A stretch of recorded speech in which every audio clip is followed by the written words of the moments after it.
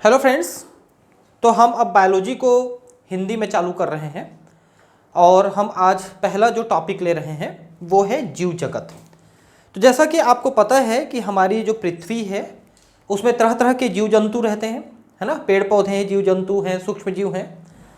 तो इन सभी के कितने प्रकार होते हैं, किस तरह से वो रहते हैं, किस किस तरह के आवास हैं, इन सब चीज़ों को हम यहाँ पर समझने की कोशिश करेंगे और साथ में ये समझने की कोशिश करेंगे कि जो जीव हैं उनकी क्या क्या विशेषताएं हैं और अगर हम किसी को जीव या निर्जीव कहते हैं तो उनमें क्या डिफरेंस है, क्या अंतर है।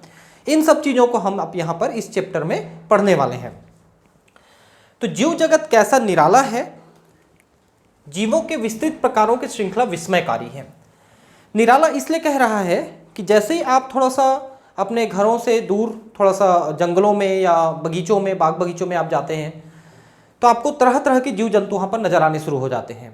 तो वो बहुत निराला तरीके से बने हुए हैं, बहुत अच्छे तरीके से बने हुए हैं और उनके जो प्रकार हैं वो विस्मयकारी है। विस्मयकारी का मतलब आपको आश्चर्य होगा। जैसे आप किसी ट्रॉपिकल रेन फॉरेस्ट में चले जाएं, जैसे कि अमेजॉन के जंगल हैं, वहाँ आप चले जाएं तो वहाँ आपको इतने नए प्रकार के जीव देखने को मिलेंगे जिसको आप जिंदगी में कभी नहीं देखे हैं, न सुने हैं। तो आपको बड़ा आश्चर्य होगा उनको देख करके कि ऐसे भी जीव जंतु पाए जाते हैं धरती पे, इसलिए उसको लिखा है विस्मयकारी है। असाधारण वास स्थान, चाहे वे ठंडे पर्वत हों, पर्णपाती वन हो, महासागर, अलवणीय मीठा जली झीलें, है ना, मरुस्थल, गर्म झरने जिसमें जीव रहते हैं, वे हमें आश्चर्यचकित कर सकते हैं या कर देते हैं। तो देखिए, ठंडे पर्वत, जैसे आप भारत में अगर हैं तो आप हिमालय के बारे में बहुत अच्छे से जानते होंगे। ये तो फिर भी बनिस्पत कम ठंडा है, ये 0, -10, 15, 20 तक जाता है। लेकिन और बहुत ठंडे इलाके भी हैं जहाँ -50, 60, 70, 80 तक जाता है। जैसे आप साइबेरिया के जगहों को आप जानते होंगे, या अंटार्कटिका है, आर्कटिका है, ये जो है आपके ध्रुवीय क्षेत्र हैं। यहाँ पर बहुत ज़्यादा ठंड है, -50, -100 के आसपास तक जाता है टेम्परेचर। इतने ठंडे जगहों पे भी कोई न कोई प्रकार का जीव आपको देखने को मिलेगा, चाहे वो पेड़ पौधा हो या जंतु हो, वहाँ पर देखने को मिल जाएगा। पर्णपाती वन मतलब डेसिडुअस ट्री, जहाँ पर जो जंगल हैं उनके जो पत्ते हैं पौधों के, पेड़ों के, वो गर्मी के शुरुआत में झड़ जाते हैं। पर्णपाती आप बहुत अच्छे समझते हैं। महासागर तो आप जानते हैं, साथ में मीठे पानी की झीलें, ठीक है। देखिए, समुद्र तो हमेशा खारा होता है तो आपको पता है, महासागर आपको मालूम है, लेकिन झील के बारे में आप देखिए। झील जो है पूरी दुनिया में 2 प्रकार के पाए जाते हैं।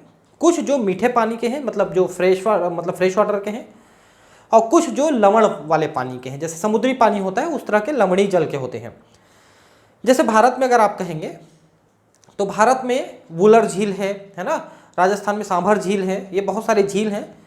तो जो सांभर झील है वो लवण वाला है, वहाँ का जो पानी है वो समुद्री पानी जैसा होता है ना। तो 2 तरह की झीलें होती हैं और दोनों तरह की झीलों में जीव जंतु आपको मिलेंगे, बिल्कुल मिलेंगे। मरुस्थल में भी आपको मालूम है कि भले ही कम मिलते हैं, पेड़ पौधे कम मिलते हैं, जीव जंतु कम मिलते हैं, लेकिन मिलते हैं नहीं।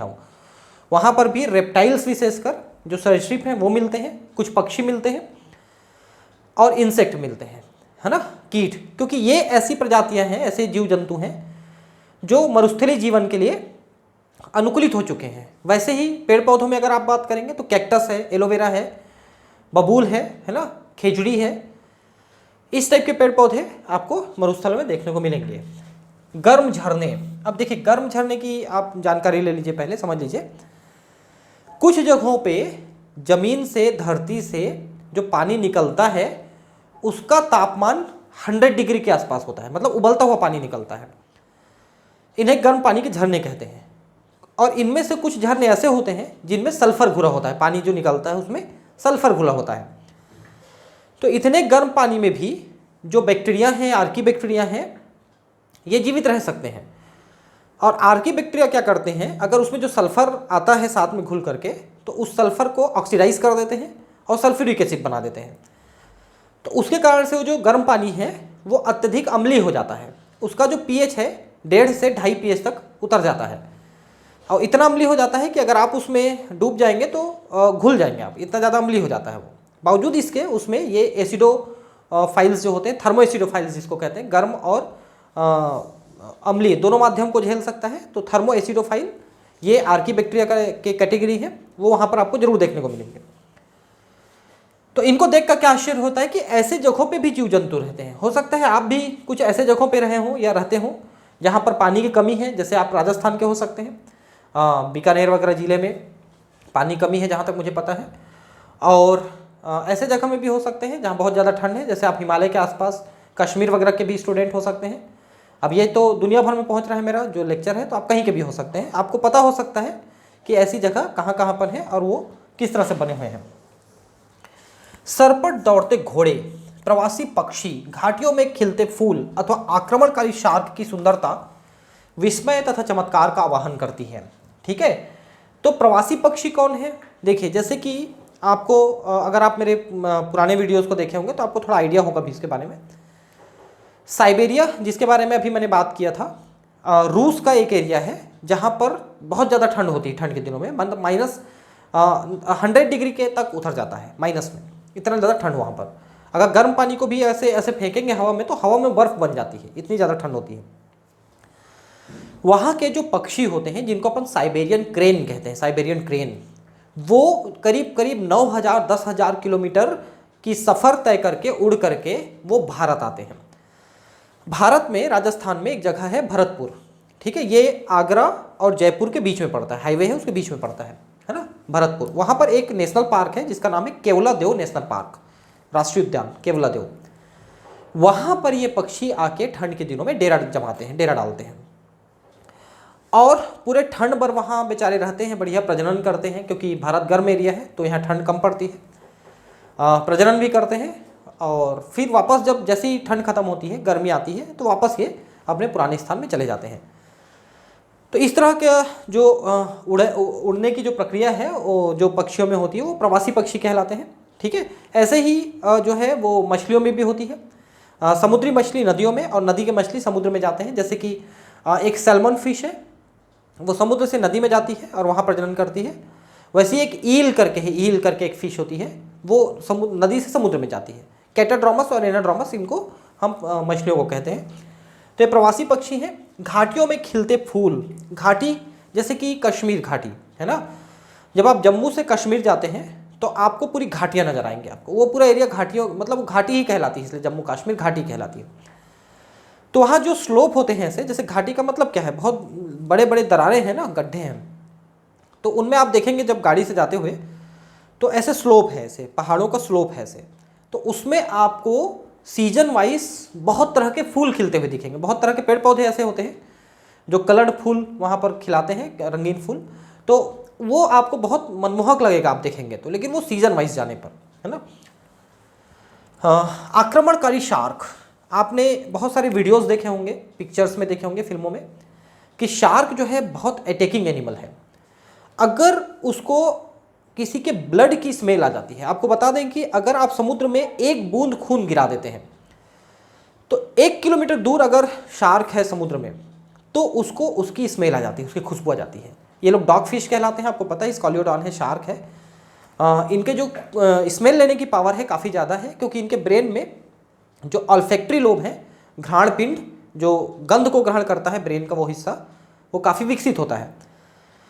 तो इनमें भी गंध ग्रहण करने की काफ़ी ज़्यादा क्षमता होती है। तो अगर कोई समुद्र में गोताखोरी कर रहा है, समुद्र में तैर रहा है, अगर उसको कोई चोट वोट लग जाए और उससे खून निकलने लग जाए, ब्लीडिंग होने लग जाए, तो फिर वो जो शार्क है बहुत दूर से, कई किलोमीटर दूर से भी वो उसकी स्मेल लेके आ जाती है और फिर उसके ऊपर अटैक करती है।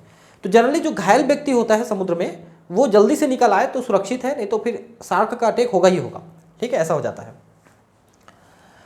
पारिस्थितिक विरोध तथा समष्टि के सदस्यों तथा समष्टि और समुदाय में सहयोग, और यहाँ तक कि कोशिका में आणविक गतिविधि से पता चलता है कि वास्तव में जीवन क्या है।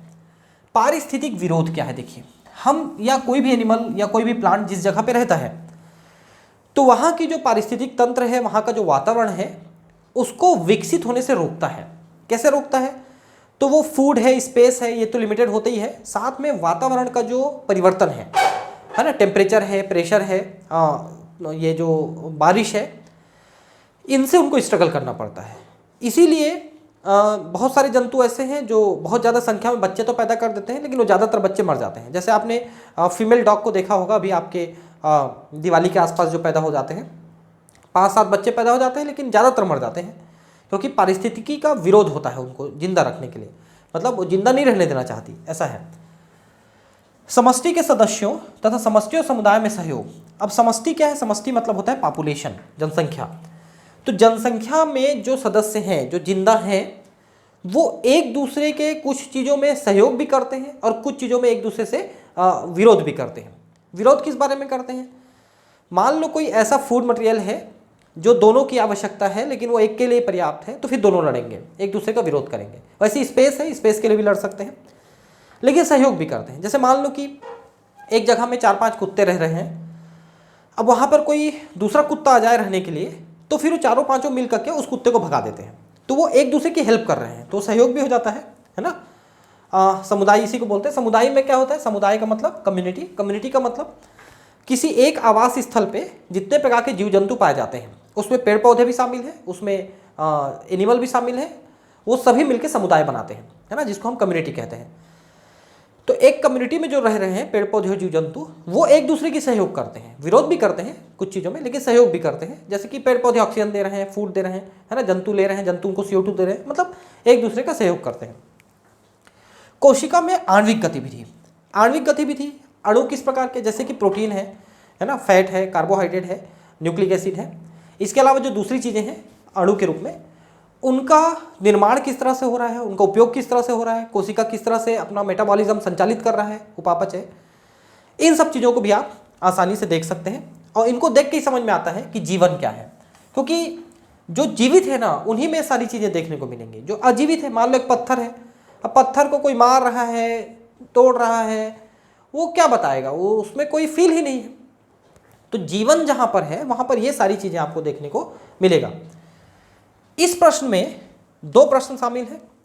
पहला तकनीकी है, जो जीव तथा निर्जीव क्या है इनका उत्तर खोजने का प्रयास करता है। तो हम यही अभी इसमें समझने की कोशिश करेंगे कि जीव और निर्जीव में क्या मुख्य अंतर है, ऐसा क्या चीज़ है जो उसको जीव बनाता है और क्या चीज़ है जो उसको निर्जीव रखता है ना। और दूसरा प्रश्न दार्शनिक प्रश्न है, फिलॉसफी का है, जो जानने का प्रयास करता है कि जीवन का उद्देश्य क्या है। इसको हम जानने की कोशिश नहीं करेंगे, ये हमारा टॉपिक नहीं है कि जीवन का उद्देश्य क्या है, ये हम खोजते फिरें, है ना। हमको तो सिर्फ यहाँ पर साइंस में, बायोलॉजी में ये पढ़ने हैं कि मतलब जीवन क्या है, जीव क्या है, ये हम खोजने का प्रयास करेंगे इस टॉपिक पे, ठीक है। अब जीव क्या है? तो जीव वो है जिसमें जीव द्रव्य है, जिसमें विकास हो रहा हो, जिसका वृद्धि हो रहा हो शरीर का, जिसके शरीर में उपापचय चल रहा हो, जो सांस ले रहा हो, जो प्रजनन कर रहा हो, जिनमें किसी प्रकार का सेंस होता हो, जो संवेदी हो, जो प्रतिक्रिया व्यक्त करे, ये सारी चीज़ें जिसमें होता है वो जीव है, ठीक है। और निर्जीव में ये सारी चीज़ें नहीं होती, बस एक ऐसी चीज़ होती है निर्जीव में जो इनमें भी होती है, वो है वृद्धि। जैसे मान लो एक चट्टान है या बालू का टीला है, उसमें और बालू आके जुड़ेगा तो उसमें वृद्धि हो जाएगी, लेकिन वैसा वृद्धि सिर्फ बाहरी वृद्धि है, वो आंतरिक वृद्धि नहीं है, इसलिए वो वैसी वृद्धि नहीं है जैसे जीव में होता है। तो अभी मैंने बहुत सारे जो विशेषताएं बताई आपको कि ये चीज़ें होती हैं तो वो जीव होता है, और ये चीज़ें, इनमें से कुछ चीज़ें वायरस में हैं, कुछ चीज़ें नहीं हैं, इसलिए वायरस जो होता है, विषाणु, उसको हम पूरी तरह से जीवित जीव नहीं मानते हैं। बाकी जो है वायरस के ऊपर जैसे अपन आते हैं, जैसे बैक्टीरिया है ना, भले ही वो प्रोकैरियोटिक है, उसमें काफ़ी चीज़ें अविकसित रूप में हैं, लेकिन वो सांस लेता है जरूर, वो उसमें श्वसन की प्रक्रिया चलती है, ऑक्सीजन नहीं लेता है तब भी वो एनेरोबिक रेस्पिरेशन करता है, उसमें जीव द्रव्य भी है।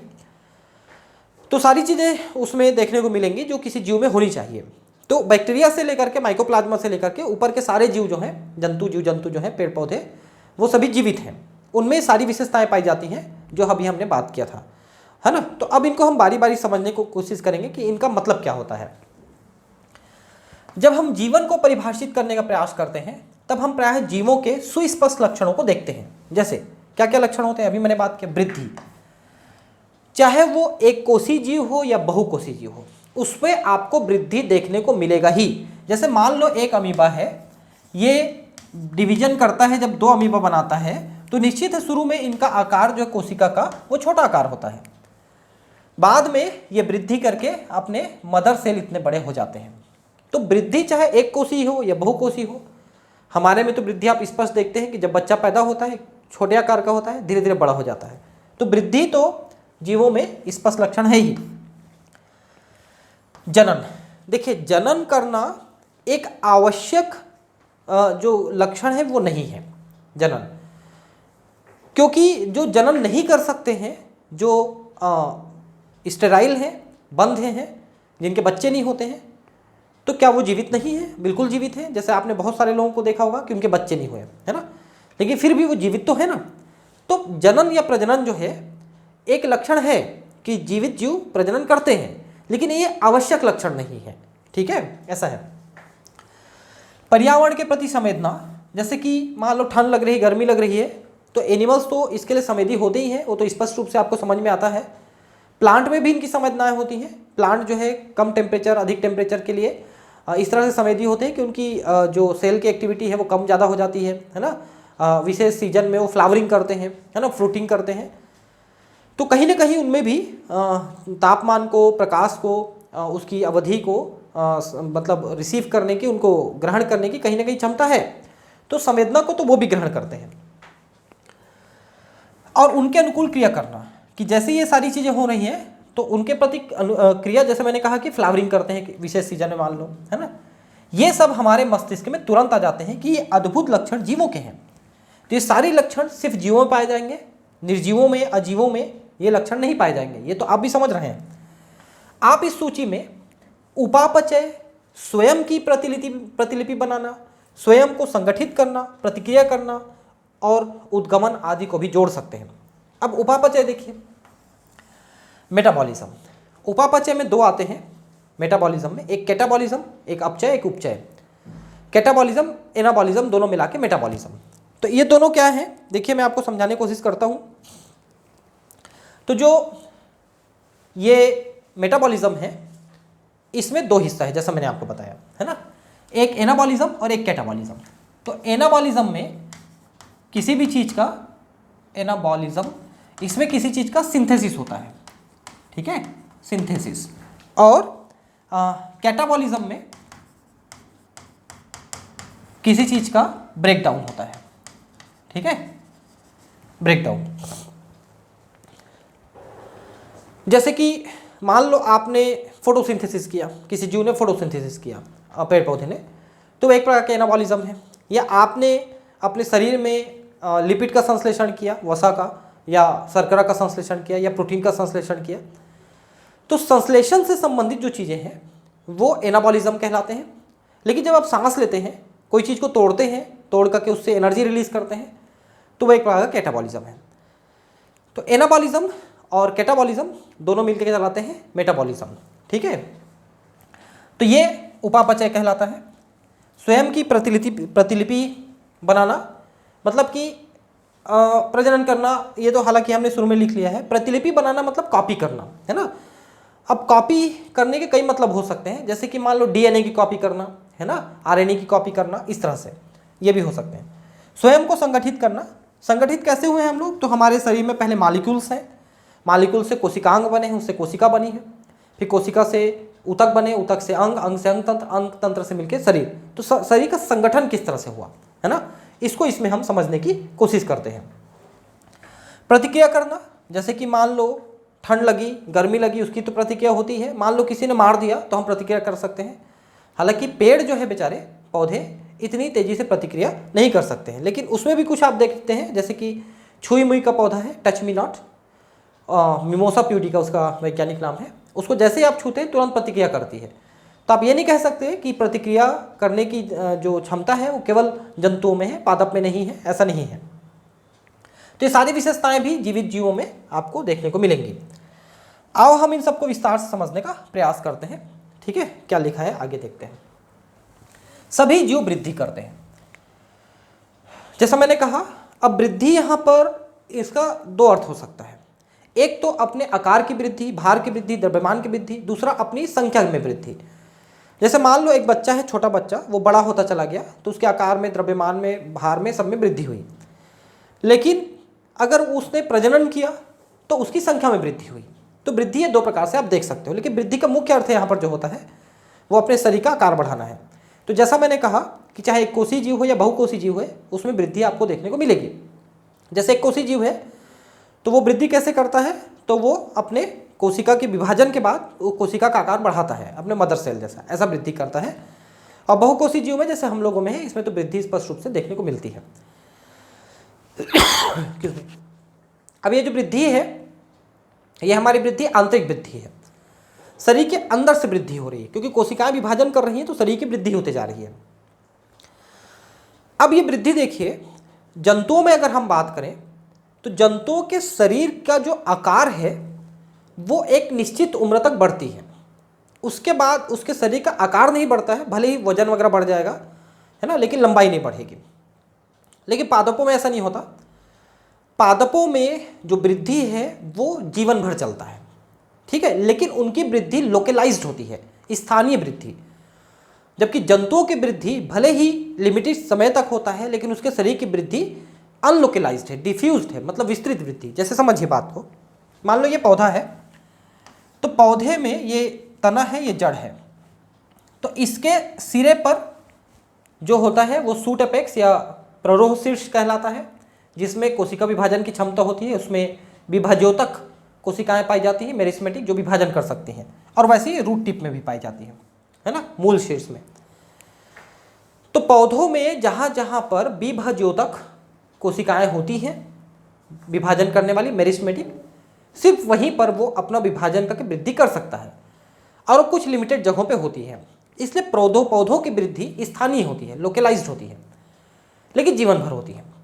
जंतुओं में वृद्धि निश्चित उम्र तक होती है, लेकिन उसके पूरे शरीर में लगभग सभी कोशिकाएं वृद्धि करती हैं, सभी कोशिकाओं में विभाजन की क्षमता होती है, कुछ कोशिकाओं को छोड़ के। जैसे हमारे जो रक्त की कोशिकाएं हैं, आरबीसी, डब्ल्यूबीसी, प्लेटलेट, इनमें विभाजन नहीं होता। ब्रेन की नर्व सेल है, इनमें भी, तंत्रिका कोशिकाओं में भी विभाजन नहीं होता, लेकिन फिर भी अपने आकार में तो वृद्धि करते ही हैं जो ब्रेन की कोशिकाएं हैं। इसलिए बच्चा जो है उसका ब्रेन छोटा होता है, लेकिन जैसे जैसे बड़ा हो जाता है थोड़ा सा बड़ा साइज का हो जाता है ब्रेन। तो भले कोशिका विभाजन से नहीं होता, लेकिन कोशिकाएं आकार में वृद्धि जरूर करती हैं।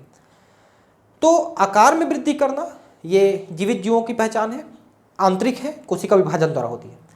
लेकिन जो निर्जीव है, जैसे कि मैंने बताया था कि मान लो रेत का एक टीला है, उसमें और रेत आके जुड़ा तो वो टीला बड़ा हो जाएगा, लेकिन वो वृद्धि जो है वो आंतरिक वृद्धि नहीं है, वो बाह्य वृद्धि है, इसलिए उसका उतना महत्व नहीं है जितना हम यहाँ बात करने वाले हैं। जीवों के भार तथा संख्या में वृद्धि होना, ये दोनों वृद्धि के द्वियुग्मी अभिलक्षण हैं। तो जैसा मैंने कहा कि द्रव्यमान में वृद्धि होना, संख्या में वृद्धि होना, ये दोनों हैं।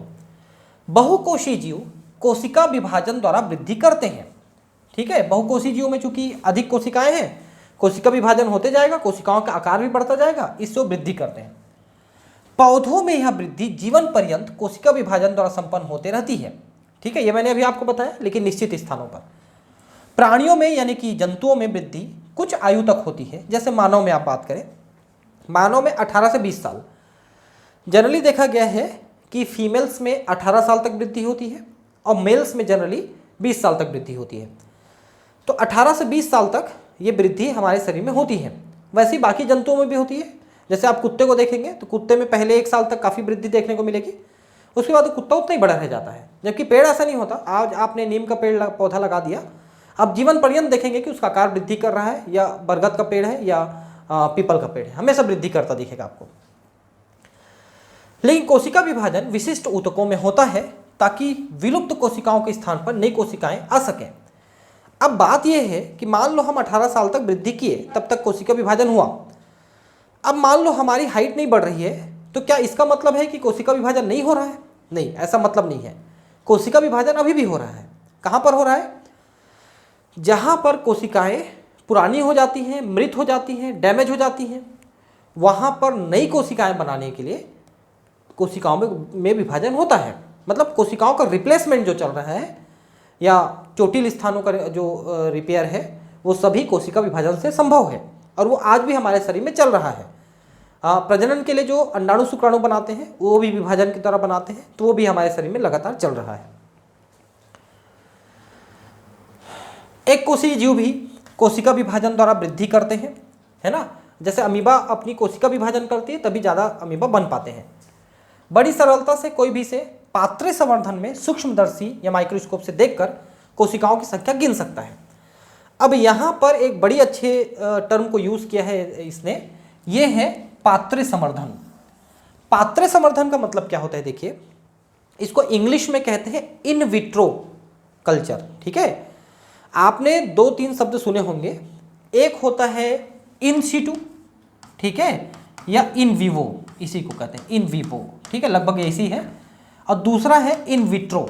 ठीक है, देखिए जो कोशिका या कोई भी चीज जो अपनी प्राकृतिक अवस्था में है, जैसे मान लो एक कोशिका है, कोशिका के अंदर कोई रिएक्शन चल रहा है, आपने उसका अध्ययन कोशिका के अंदर ही किया कि वो कैसे काम कर रहे हैं कैसे नहीं, वो आप कोशिका के अंदर ही उसके प्राकृतिक आवास पे, प्राकृतिक स्थान पे ही उसका अध्ययन कर रहे हैं, तो वो हो जाएगा इन विवो।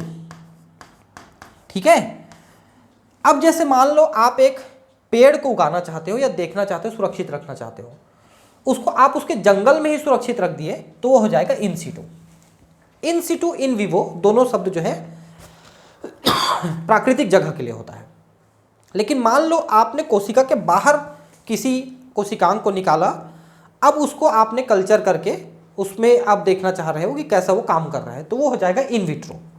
ठीक है, तो वैसे बैक्टीरिया वगैरह हैं, बैक्टीरिया वगैरह को आप पेट्री डिश में अगार जेल में, एगरोस जेल में आप वृद्धि कराते हो, फिर उससे आपको ये अध्ययन करते हो, तो वो भी इन विट्रो हुआ।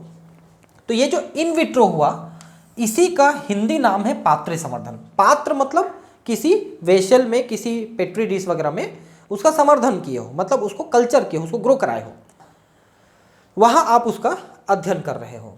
तो पात्रे संवर्धन में सूक्ष्मदर्शी से देखकर कोशिकाओं की संख्या गिन सकते हैं, है ना। जैसे मान लो बैक्टीरिया है या कोई कोशिका है जो वहां पर डिवीजन कर रहा है, तो आप उसकी संख्या, उसकी वृद्धि आप गिन सकते हैं। अधिकांश उच्च कोटि के प्राणियों तथा पादपों में वृद्धि तथा जनन पारस्परिक विशिष्ट घटनाएं हैं। हमें याद रखना चाहिए कि जीव के भार में वृद्धि होने को भी वृद्धि समझा जा सकता है। ठीक है, तो प्राणियों में उच्च कोटि के प्राणी मतलब बहुकोषीय प्राणी, जैसे कि मेमल्स हैं, कॉर्डेट्स हैं, वर्टिब्रेट्स हैं, उधर प्लांट में ब्रायोफाइटा, जिम्नोस्पर्म, एंजियोस्पर्म, इस सब में वृद्धि तथा जनन पारस्परिक विशिष्ट घटनाएं हैं। मतलब ऐसा है कि इनमें प्रजनन से पहले थोड़ी वृद्धि होती ही है, पौधा तुरंत फ्लावर देना शुरू नहीं कर देता है या फ्रूट देना शुरू नहीं कर देता है, वैसे ही जंतु जो है तुरंत प्रजनन करना नहीं शुरू कर देता है, उनमें पहले वृद्धि होती है, फिर उसके बाद वो एक निश्चित आयु में आने के बाद वो जनन की प्रक्रिया शुरू करते हैं। तो ये पारस्परिक विशिष्ट घटनाएं हैं, है ना। याद रखना चाहिए कि जीव के भार में वृद्धि होने को भी वृद्धि समझा जा सकता है। जैसे हमारा वजन बढ़ता है, जैसे जैसे हम बड़े होते जाते हैं, बड़े होने के बाद एक निश्चित समय तक लंबाई बढ़ती है, उसके बाद वजन तो बढ़ सकता है ना। इसीलिए यहाँ पर थोड़ा सा एक कंट्रोवर्सी है, मैं आपको बताता हूँ। हम जनरली वृद्धि को इरिवर्सिबल प्रोसेस मानते हैं, मतलब वो अनुत्क्रमणीय प्रक्रिया है, मतलब वापस नहीं होता। अगर एक बार वृद्धि हो गई तो वापस नहीं होगा, ऐसा हम मानते हैं। लेकिन ये हर जगह सही नहीं है। जैसे मान लो आप भार में वृद्धि को वृद्धि मान रहे हो, वजन बढ़ा, वृद्धि हो गई, तो क्या वजन कम नहीं होता है? निश्चित है, वजन कम होता है। इसलिए कुछ जगहों पे वृद्धि की परिभाषा यहाँ पर बदल जाती है कि वृद्धि अनुत्क्रमणीय नहीं है, उत्क्रमणीय नहीं है।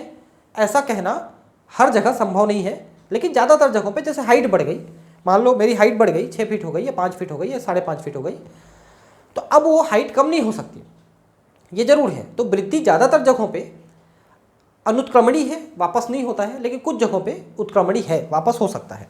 ठीक है, जैसे भार में वृद्धि, ये उत्क्रमणीय है। यदि हम भार को वृद्धि का अभिलक्षण मानते हैं तो निर्जीवों के भार में भी वृद्धि होती है। जैसा मैंने कहा, रेत आके और जुड़ा तो रेत का टीला बढ़ गया, उसकी वृद्धि भी हुई, भार की वृद्धि हुई। पर्वत, गोलाश्म, गोलाश्म क्या है? ये चट्टान तथा रेत के टीले भी वृद्धि करते हैं, लेकिन निर्जीवों में इस प्रकार की वृद्धि उनकी सतह पर पदार्थों के एकत्र होने के कारण से होती है, जैसा मैंने कहा, है ना। और रेत आके जुड़ा, जीवों में यह वृद्धि अंदर की ओर से होती है, इंटरनल वृद्धि होती है हमारे शरीर में। इसलिए वृद्धि को जीवों का एक विशिष्ट गुण नहीं मान सकते हैं। ठीक है, वृद्धि को जीवों का विशिष्ट गुण नहीं मान सकते हैं, इसको अंडरलाइन करेंगे। मतलब क्या? कि वृद्धि कोई ऐसी कैरेक्टरिस्टिक फीचर नहीं है जो केवल जीवों में होती है, वो निर्जीवों में भी होती है। ये अलग बात है, तरीका अलग है। जीवों में यह लक्षण जिन परिस्थितियों में परिलक्षित होता है उनका विवेचन करके ही यह समझना चाहिए कि यह जीव तंत्र के लक्षण है, क्योंकि उसमें केवल वृद्धि को आप नहीं देखेंगे, उपापचय को भी देखेंगे, प्रजनन को भी देखेंगे, बहुत सारी चीज़ों को देखेंगे, तब आप डिसाइड करोगे कि ये जीव है या नहीं है, निर्जीव है ना। इसीलिए किसी की जब मौत हो जाती है तो उसमें जीवों के सारे लक्षण खत्म हो जाते हैं, है ना, इसलिए हम उसको निर्जीव मान लेते हैं। अब निर्जीव हो गया, लाश हो गया, मर गया, तो अब उसका क्या काम है, तो फिर उसको या तो दफन कर दिया जाता है जो मिट्टी में धीरे धीरे सड़ के मिल जाएगा, या फिर उसको जला दिया जाता है। जलाने की परंपरा जो है इसलिए चालू की गई क्योंकि ज़्यादातर जो लोग हैं उनकी मौत जो है बूढ़े होने के बाद होती है, बुढ़ापे में तरह तरह की बीमारी लग जाती हैं, उनके शरीर में तरह तरह के रोगाणु विकसित हो गए रहते हैं। तो जब हम उनको जला देते हैं तो साथ में वो रोगाणु भी जल जाते हैं। लेकिन अगर हम उसको दफन कर देते हैं तो कई बार ऐसे खतरनाक जो जीवाणु विषाणु हैं वो मृदा में आ जाते हैं, मृदा से जल में आ जाते हैं, और अगर जल को कोई पीता है तो उसमें रोगाणु आने की संभावना हो जाती है। इसलिए ये जो जलाने की परंपरा है वो चालू की गई है। हालांकि मैं ये किसी धर्म के लिए विशेष टिप्पणी नहीं कर रहा हूँ, आप किसी भी धर्म के हैं, उनकी अलग अलग मान्यता है। जैसे कि जो दफनाते हैं उनकी एक अच्छी मान्यता ये है कि जब वो दफनाते हैं तो वो लाश जो है सड़ती है और सड़ करके उसके न्यूट्रिएंट जो है मिट्टी में मिल जाते हैं, तो वो किसी पेड़ पौधे को मिल जाती है, किसी जीव जंतु को मिल जाती है, तो उनके लिए वो बेनिफिशियल हो जाता है। तो इस मान्यता के कारण से लोगों ने दफनाना शुरू किया। तो अलग अलग धर्मों का अलग अलग मान्यता है, उसके वैज्ञानिक कारण अच्छे भी हैं, बुरे भी हैं। जैसे कि जलाने की अच्छी तो मैंने आपको बताई, बुरी नहीं बताई। बुरी ये है कि जब हम किसी के लाश को जलाते हैं तो उसमें से तरह तरह के प्रदूषण गैसें निकलती हैं, है ना, H2S भी निकलता है, अमोनिया भी निकलता है, और कई जहरीली गैसें भी निकलती हैं, तो वातावरण में मिल जाता है। तो आप ज़मीन में नहीं मिलाए हो तो वातावरण में मिला दिए। तो कहीं ना कहीं जलाने की और दफनाने की अच्छाइयाँ भी हैं और बुराइयाँ भी हैं। तो ये धर्म विशेष के लिए मैं ये टिप्पणी नहीं कर रहा हूँ, ये दोनों के लिए बराबर है, ठीक है, ऐसा है। इस प्रकार जनन भी जीवों का अभिलक्षण है, ठीक है, अभिलक्षण है लेकिन आवश्यक नहीं। जैसा मैंने कहा कि मान लो कोई जो जंतु है वो प्रजनन नहीं कर पा रहा है, तो इसका यह मतलब नहीं है कि वो जीवित नहीं है, ठीक है। जैसे कि आपने देखा होगा कई जोड़े ऐसे हैं, कई हस्बैंड वाइफ हैं जिनके बच्चे नहीं होते हैं, जिंदगी भर वो बेचारे निसंतान रह जाते हैं, तो क्या वो निर्जीव है? नहीं। लेकिन प्रजनन एक अभिलक्षण है, मतलब ज़्यादातर जो जीव हैं उनके जीवन का एक लक्षण, मतलब एक ये उद्देश्य ही है कि प्रजनन करना। किसी भी जीव का प्रथम उद्देश्य जीवित रहना है और दूसरा उद्देश्य प्रजनन करना है। तो जीवित रहने में तो सक्षम रह गया, वो सक्सेस रह गया, लेकिन अगर वो प्रजनन नहीं कर पाया तो इसका ये मतलब नहीं है कि वो जीवित नहीं है। ये विशिष्ट अभिलक्षण नहीं है, ये आवश्यक नहीं है कि वो प्रजनन करे, लेकिन एक लक्षण है। वृद्धि के संदर्भ में इस तथ्य की व्याख्या हो जाती है। बहुकोषीय जीवों में जनन का अर्थ अपनी संतति उत्पन्न करना है, जिसके अभिलक्षण लगभग उसे अपने माता पिता से मिलते हैं, ठीक है, ये तो है ना। निर्विवाद रूप से हम लैंगिक जनन के विषय में चर्चा कर रहे हैं। जीव अलैंगिक जनन भी करते हैं। अब अलैंगिक जनन वो डिवीजन द्वारा करते हैं, तो कोशिका विभाजन वहां पर होता है। हमारे शरीर में कोशिका विभाजन हमारी वृद्धि के लिए है, हमारे जो पुराने ऊतक हैं, कोशिकाएं हैं, उनको रिप्लेसमेंट के लिए है। हालांकि अंडाणु शुक्राणु भी कोशिका विभाजन से ही बनते हैं, लेकिन फिर वो मिलन करते हैं, है ना, फर्टिलाइजेशन होता है, फिर उसमें कोशिका विभाजन होता है, ऐसा ना। लेकिन जो एक कोषीय जीव है जैसे कि अमीबा पैरामीशियम है, ये सीधा सीधा कोशिका विभाजन करते हैं और एक से ज़्यादा जीव बन जाते हैं, तो उनमें सीधे कोशिका विभाजन द्वारा प्रजनन होता है। हमारे में कोशिका विभाजन प्रजनन में से संबंधित है, लेकिन वो सीधे सीधे कि हम विभाजन करके दो में बढ़ गए और दो इंसान बन गए, ऐसा डायरेक्ट नहीं होता। वो इनडायरेक्टली जरूर जुड़ा हुआ है कोशिका विभाजन, लेकिन एक कोशिकीय जीव में कोशिका विभाजन उनके प्रजनन से सीधे सीधे डायरेक्टली जुड़ा हुआ है। कवक जो है, जिसको फंजाई कहते हैं, स्पेलिंग क्या लिखा है, फेजाई कुछ लिख दिया है, गलत है। फंजाई लाखों अलैंगिक बीजाणुओं द्वारा गुणन करती हैं। जैसे कि आप म्यूकर या राइजोपस पढ़ते हैं तो उसमें स्पोर्स बनते हैं। ये जो बीजाणु हैं इनको स्पोर्स कहते हैं इंग्लिश में। स्पोर्स, हालांकि ज़्यादातर जो फंजाई हैं वो स्पोर्स अलैंगिक प्रजनन द्वारा ही बनाते हैं, लेकिन कहीं कहीं पर ये स्पोर्स जो हैं लैंगिक प्रजनन द्वारा भी बनते हैं। जैसे कि आप एस्कोमाइसिटीज, बेसिडियोमाइसिटीज, इनको आप पढ़ोगे जब, ये फंगस के प्रकार हैं कवकों के, है ना, जाइगोमाइसिटीज, ओमाइसिटीज, है ना, ये सब प्रकार हैं। तो जब आप इनमें पढ़ते हो एस्कोमाइसिटीज, बेसिडियोमाइसिटीज, तो उनमें एस्कोस्पोर्स और बेसिडियोस्पोर्स ये दो स्पोर्स बनते हैं। ये प्रजनन के द्वारा बनते हैं, मतलब लैंगिक प्रजनन द्वारा। लेकिन ज़्यादातर जो स्पोर्स हैं, बीजाणु हैं, वो अलैंगिक प्रजनन द्वारा बनते हैं। और ये बीजाणु हवा में रहते हैं, पानी में रहते हैं, और जैसे ही सही जगह पहुंचते हैं वहाँ फंगस ग्रो कर जाते हैं। जैसे आप बारिश के दिनों में विशेषकर जब मॉइस्चर रहता है हवा में, आप किसी ब्रेड को या रोटी को आप ऐसे खुला छोड़ दीजिए, आपको 3-4-5 दिनों में वो धीरे धीरे काला पड़ते दिखेगा, क्योंकि हवा में उसके स्पोर्स हैं, वो स्पोर्स उसमें पड़े और वो वृद्धि कर गए। आप 1-2 दिन बाद देखेंगे तो उसमें फंगस के थ्रेड्स भी दिख जाएंगे आपको, और लेंस लगा के देखेंगे तो बहुत अच्छे से दिख जाएगा। और फिर 4-5 दिनों में काला होने लगता है, क्योंकि वही स्पोर्स उनमें बनने लगते हैं, है ना। फिर वो स्पोर्स वहाँ से कुछ हवा में भी उड़ जाते हैं, और वही हवा में उड़ते हुए स्पोर्स नए जगह में पड़ते हैं। तो इस तरह से वो अलैंगिक प्रजनन जो है बीजाणुओं के माध्यम से करते रहते हैं।